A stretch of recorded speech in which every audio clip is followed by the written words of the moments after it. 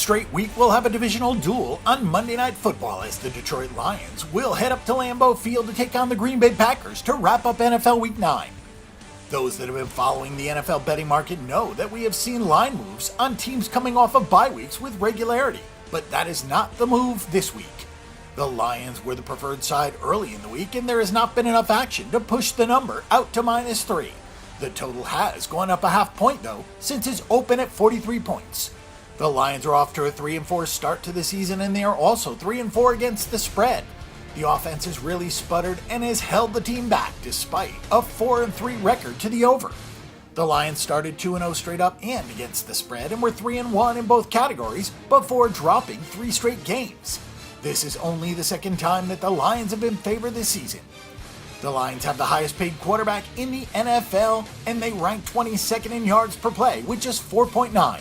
It seemed like the Jim Bob Cooter Matt Stafford pairing was a match made in heaven, with Stafford having some of his best seasons after Cooter was elevated from quarterback coach to OC. That seems to have worn off. Stafford has a 12-4 touchdown interception ratio with just a 60.4% completion rate. The 33-year-old Cooter took over during the 2015 season, and Stafford posted his best career completion percentage and second highest touchdown count. Last season, Stafford was solid, but not as dynamic as the previous year, and things have fallen off once again this season. In Stafford's defense, he does not have much to work with. Amir Abdullah has rushed for 3.7 yards per carry.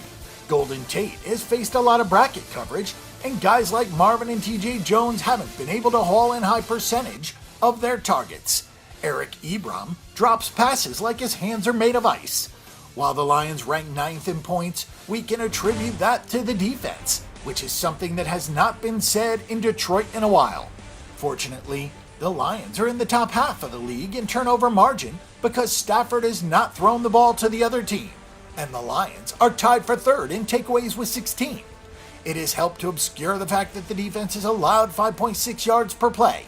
Teams that are minus 0.7 yards per play are generally not going to be around 500, but the Lions have been on the right side of turnover luck, and it has masked a lot of the team's shortcomings.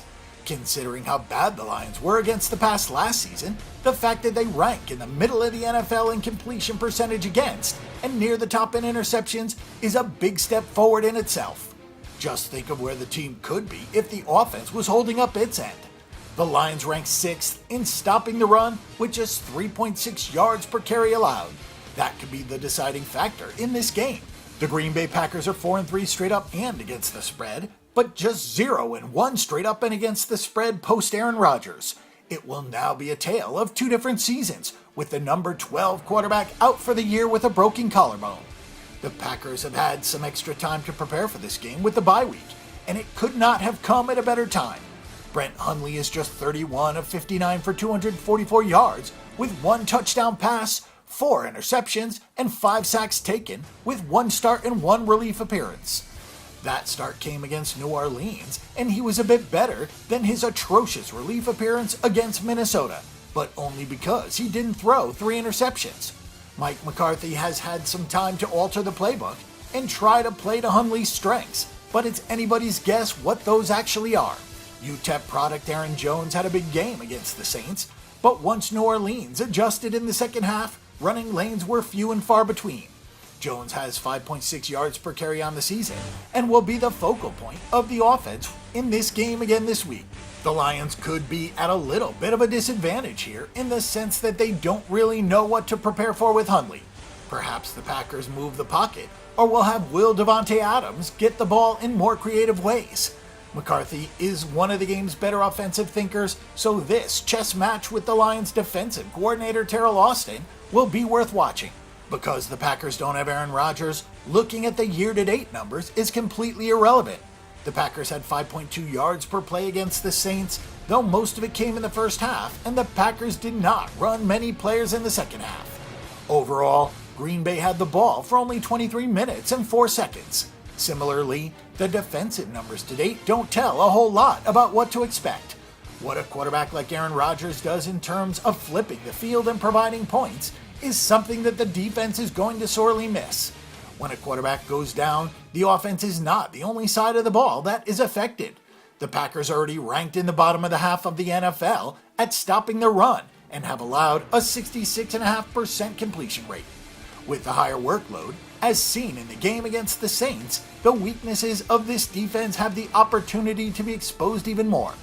The back seven in this defense has been ravaged by injuries for the last 18 months, as several corners, safeties, and linebackers have missed time or have played at much less than 100%. Neither team is looking very good right now, but the Lions at least have their quarterback. The Detroit defense has played well throughout the year, and this week's assignment is much easier than a traditional assignments against the Packers. We should also get some good signs as to whether to bet or fade the Packers moving forward. As mentioned, the wild card in this game is Hundley, with extra prep time and a playbook more tailored to his skills. But we'll have to see that in practice before considering a bet on it. Our pick and prediction is for the Detroit Lions at -2.